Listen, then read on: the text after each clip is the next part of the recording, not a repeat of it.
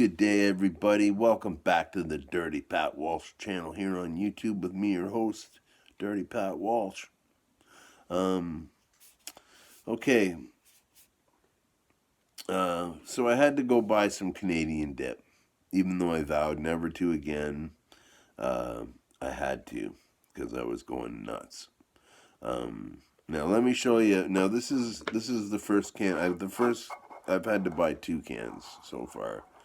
Luckily, I got some Christmas money, but this is not what I wanted to spend my Christmas money on. But that's my problem. I'm going to deal with it.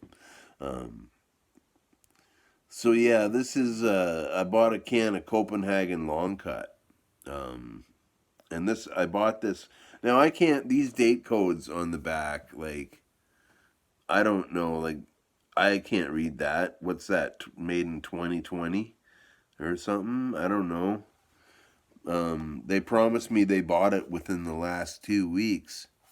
Now I opened the can, and that I kind of scraped it off just to have a look, but that was the inside of the can. And if you notice, there's a little part of the can. See this little hole here?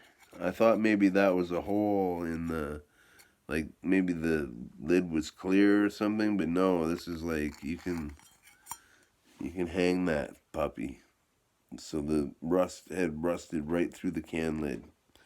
And now when I dipped the dip, it actually wasn't that bad.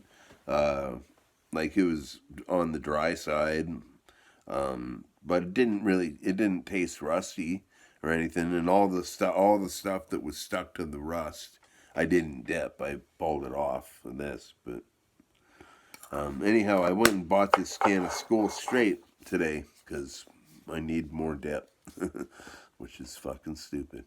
But now this stuff, it's a real middle of the road classic straight dip. You know, I'm sorry, avid tea drinker. I know you asked me, you told me in a comment you'd watch my videos, but not my tobacco videos. So I'm gonna try not to make this a tobacco video. But yeah,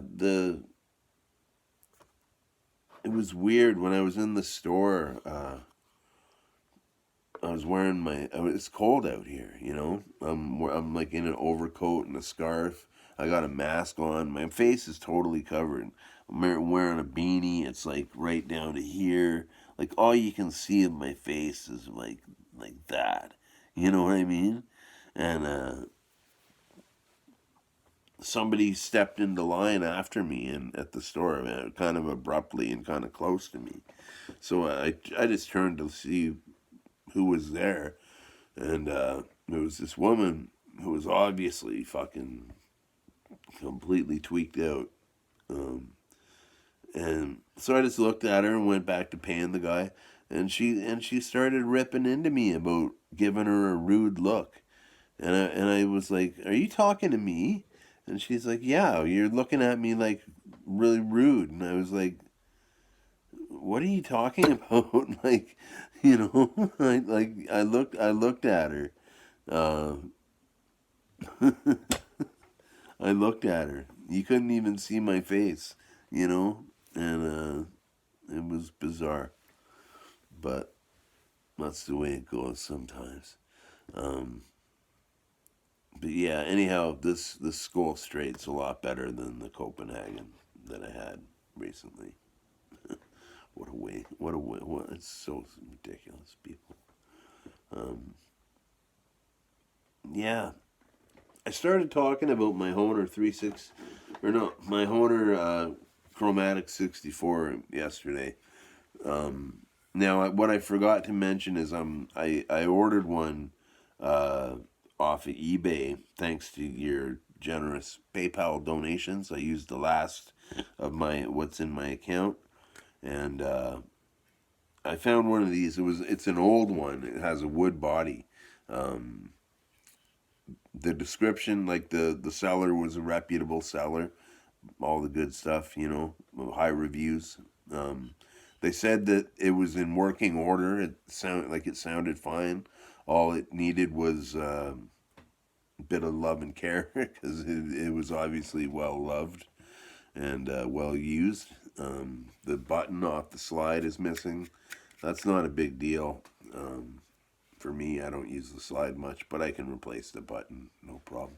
And the main aesthetic problem I saw was the cover plates were all squashed in, and they're likely kind of rusty on the inside. If you know, so when I get it, I'm gonna take off the cover plates. I don't have to take apart any of this shit.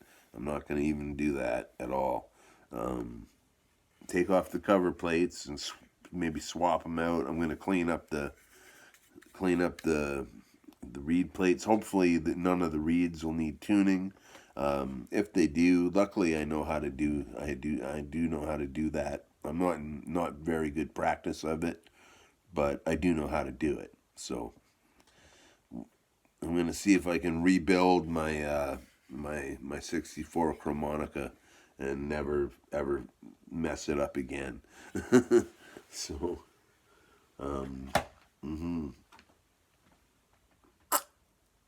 so that's kind of cool. Um,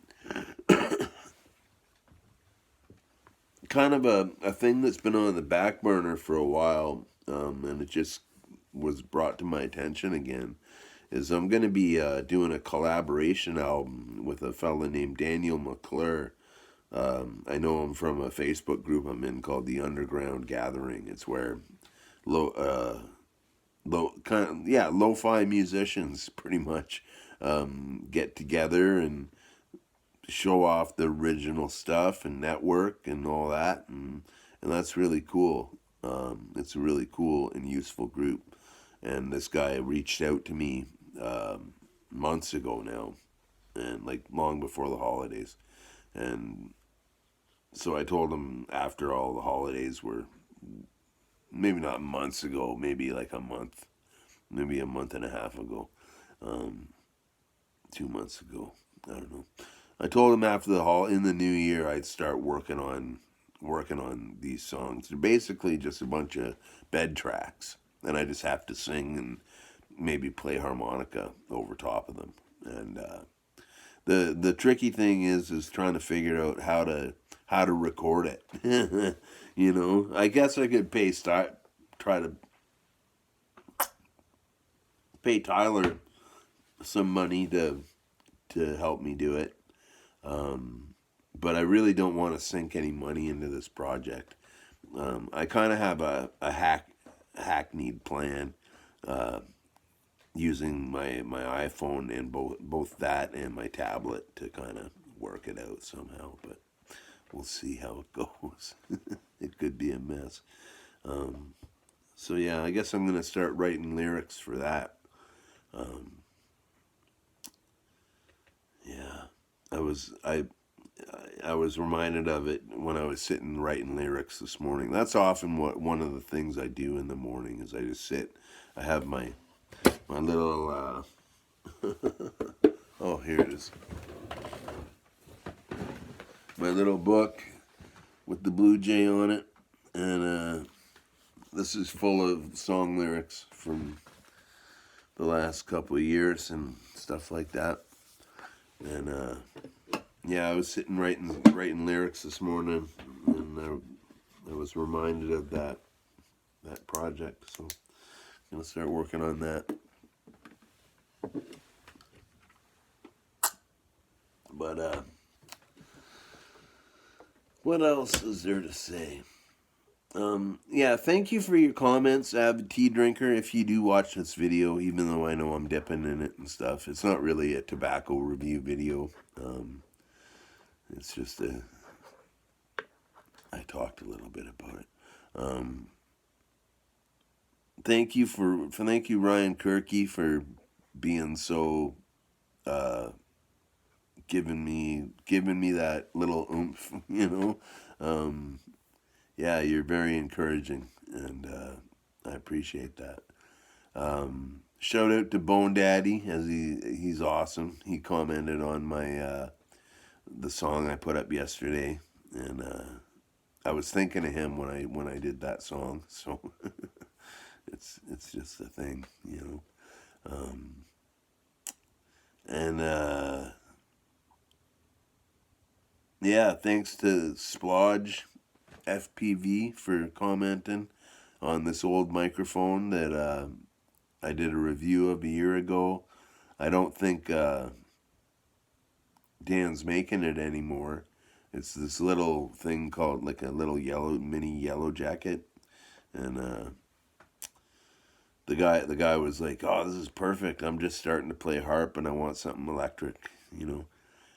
And yeah, I just told him to talk to Dan, you know.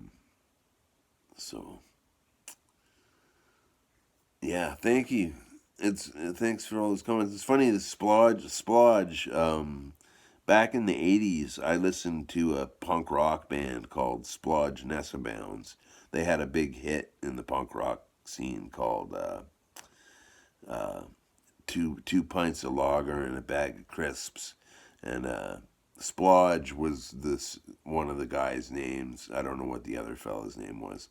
Um, I just heard it on a compilation album, punk songs, you know. But I really liked it, and yeah, Splodge and Nessa Bounce. That's the only time I've ever heard the name Splodge, and so maybe clue me to what that means, or you know, if that's a common saying around England, and and somebody tell me what FPV means. Yeah, I don't want to Google it. I want someone to tell me. I'm old school like that. All right. Thanks for watching the Dirty Pat Walsh channel, everybody. I really appreciate it. I hope you're all having a great day. Um, be well, stay free, and be the best you can be. Bye now.